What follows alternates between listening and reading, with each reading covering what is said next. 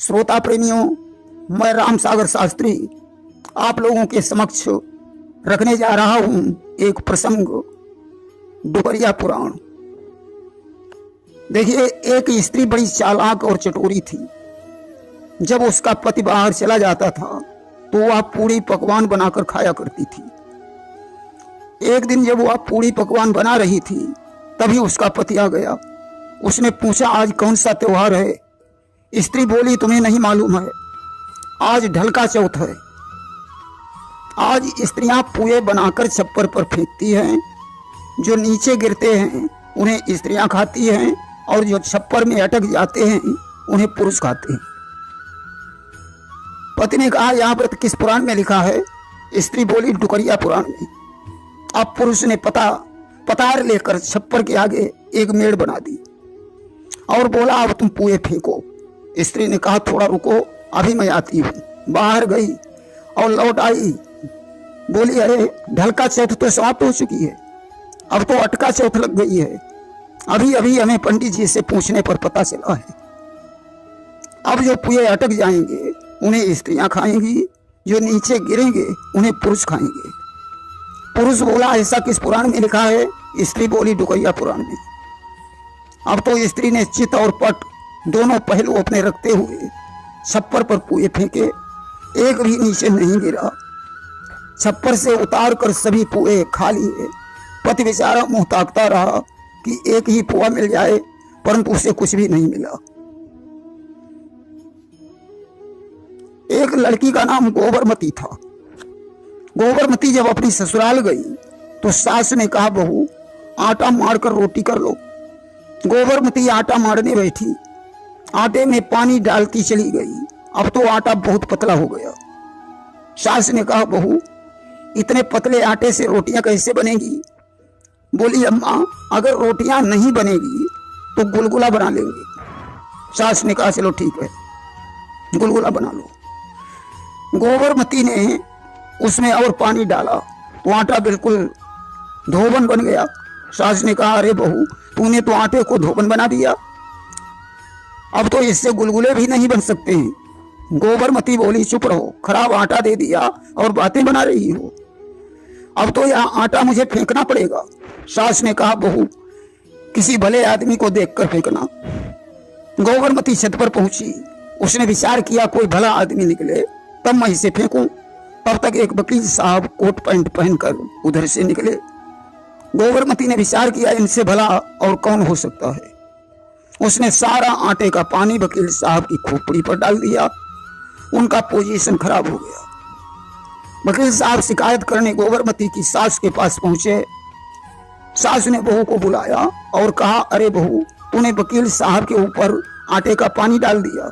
गोबरमती बोली, अम्मा तुम्ही ने तो कहा था किसी भले आदमी को देखकर डालना।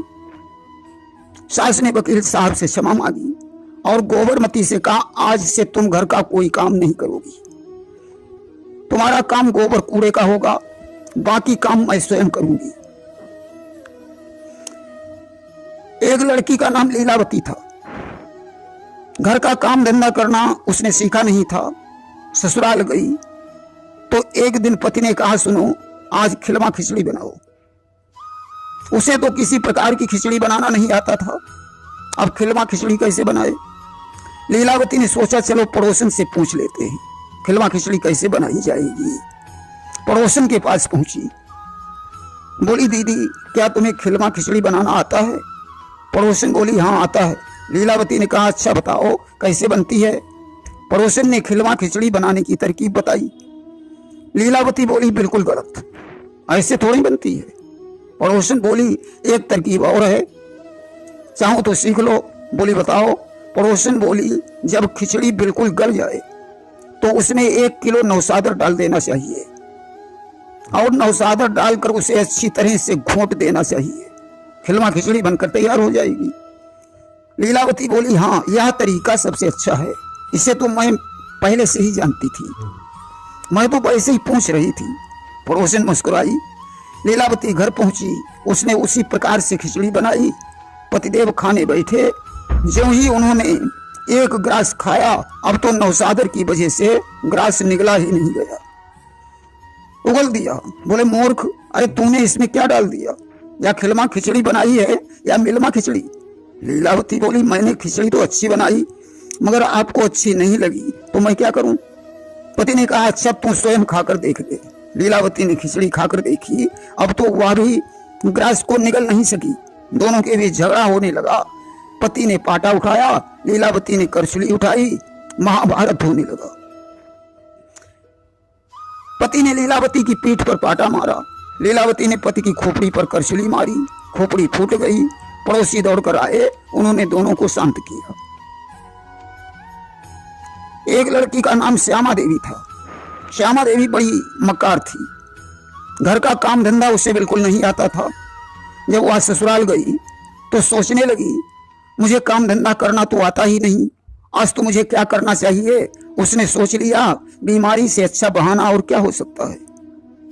अब तो सिरदर्द का बहाना लेकर चारपाई पर लेट गई, झूठ मूठ चिल्लाने लगी, अरे अम्मा मर गई, खोपड़ी फटी जा रही है। पतिदेव बेचारे बड़े परेशान हो गए। रोज एक डॉक्टर आता था परंतु दर्द नहीं ठीक हो रहा है। अब दर्द हो तो ठीक हो जाए, वहां तो नाटक चल रहा है, तो डॉक्टर क्या करें? लोग कहते हैं कि स्त्री में 9 गाड़ी मक्कर होते हैं, अगर एक मक्करिया छोड़ दें तो पूरा गांव तबाह हो सकता है। पति ने अपने मित्र से कहा, यार जब से मैंने विवाह किया है तब से बहुत परेशान हूं, पत्नी का सिर दर्द ठीक नहीं हो रहा है। उसका मित्र बुद्धिमान था, वह समझ रहा था कि पत्नी नाटक कर रही है। उसने कहा, मित्र रविवार के दिन 1 शीशी गंगा जल मेरे पास लाना, मैं उसे मंत्र द्वारा सिद्ध कर दूंगा। वह जल पत्नी को दे देना और उससे कहना जहां दर्द हो रहा है वहीं पर जल का लेप करे। अगर जल इधर उधर लग गया तो वहां पर छाले पड़ जाएंगे। पति ने वह सिद्ध जल पत्नी को दिया और सारी बात बताई। पत्नी सोचने लगी, दर्द तो कहीं हो ही नहीं रहा है, मैं जल जहां लगाऊंगी वहीं छाले पड़ जाएंगे। अब तो उसने जल लगाने से इनकार कर दिया। मित्र ने कहा, तुम्हारी पत्नी नाटक कर रही है, इसके कहीं भी दर्द नहीं हो रहा है, डंडा पकड़ो, दर्द अपने आप भाग जाएगा। एक बार भमीरी नाम की एक नटखट लड़की थी। वह कभी घर के काम को हाथ नहीं लगाती थी, बस इधर उधर घूमती फिरती रहती थी। खाने पीने में बड़ी माहिर थी, दिन भर कुछ न कुछ खाती पीती रहती थी। कि उठती थी दिन के 8 बजे, संध्या होते सो जाती थी। घर में न बुहारी देती थी, शाम को न दिया जलाती थी। वह धर्म कर्म तो दूर रहे, अपनी भी उसे संभाल नहीं। साड़ियां तेल से चिकट रही, बांधे वर्षों से बाल नहीं। खुजलाती थी सिर खड़े खड़े, जुआ पर बाजी टूट रही। लग रहा मैल स्याही बनकर, दुर्गंध बदन से छूट रही। 8 बजे सोकर जगती थी, शाम होते ही 4 बजे चारपाई पकड़ लेती थी। घर में कभी झाड़ू नहीं लगाती थी, तमाम कूड़ा करकट पड़ा रहता था। शाम को दीपक जलाना भी उसके लिए मुश्किल था। धर्म कर्म तो जानती ही नहीं थी। बालों में कभी कंघी नहीं करती थी, तेल से साड़ियां चीकट हो गई, उन्हें कभी धोती ही नहीं थी। सिर में इतने जुएं थे कि 24 घंटे सिर खुजलाती रहती थी। मैल स्याही की तरह शरीर में जम गया था। एक सांस में 100 गाली देती थी। जब वह ससुराल गई तो सास, ननद, देवरानी, जेठानी, पति और ससुर सबकी कमबख्ती आ गई। पास पड़ोस की औरतें उसे देखकर कांपने लगीं, क्योंकि लड़ाई होने पर वह 24 घंटे कोसती थी। कि लातों से सास की पूजा की, घूसों से पति सत्कार किया। मारा है तमाचा नंदी के, जेठनी पर ईंट प्रहार किया। जेठ के पेट पर पटा जड़ा, देवर के चिमटा मारा है। देवरानी के चमचा मारा और ससुर के बेलन मारा है। उसने सास की पूजा लातों से की, घूसों के द्वारा पतिदेव का सत्कार किया, ननद के तमाचा मारा, जेठ के पेट पर पाटे का प्रहार किया, देवर की खोपड़ी पर चिमटा पटक दिया, देवरानी की पीठ पर चमचा मारा, ससुर के 2-4 बेलन जड़ दिए। अब तो सारा घर भमीरी से डरने लगा। दुलारी बड़ी नटखट बहू थी, लड़ाई झगड़ा करने में माहिर थी। वह कभी किसी भिखारी को भीख नहीं देती थी। एक बार दुलारी पुतना लिए हुए घर को पोत रही थी, तभी दरवाजे पर भिक्षा मांगने के लिए एक महात्मा जी आ गए। उन्होंने आवाज लगाई, भिक्षाम देहि। दुलारी ने कहा, बाबा जी यहाँ से जाओ। पहली बात तो मैं बिजी हूँ, दूसरी बात मैं किसी भिखारी को भीख नहीं देती हूँ। बाबा जी को कम सुनाई पड़ता था, वह दुलारी की बात सुन नहीं पाए। दुलारी ने बाबा जी से बार बार कहा, बाबा जी यहाँ से जाओ। बाबा जी नहीं गए तो दुलारी को गुस्सा आ गया। उसने कहा, अच्छा नहीं मानते हो तो भिक्षा लिए जाओ। उसने खींचकर पुतना बाबा जी की खोपड़ी पर पटक दिया।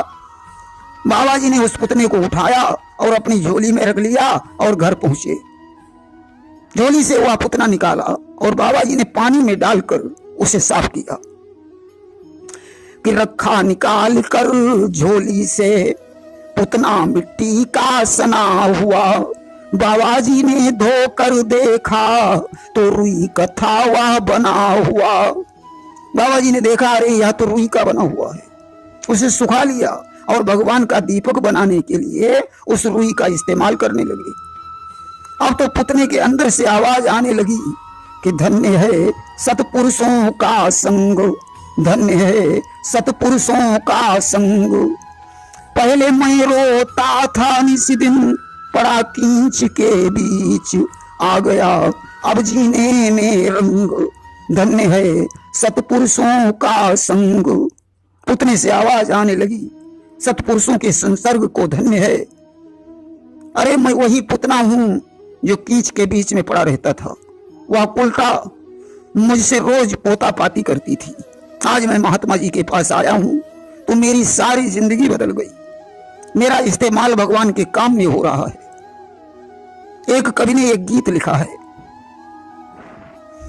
कि जिन घर करकस हैं मेहरियां बहु घरू कैसे सुधरी, कैसे सुधरी बहु घरू कैसे सुधरी। जिन घर करकस हैं मेहरियां बहु घरू कैसे सुधरी। ये पर सवेरे उठई अवेरे दोपहर दें बुहारी, और जब देखें बालम घर आए रोबन लगई अगारी। और हमारी लीनी ना खबरिया बहु घरू कैसे सुधरी।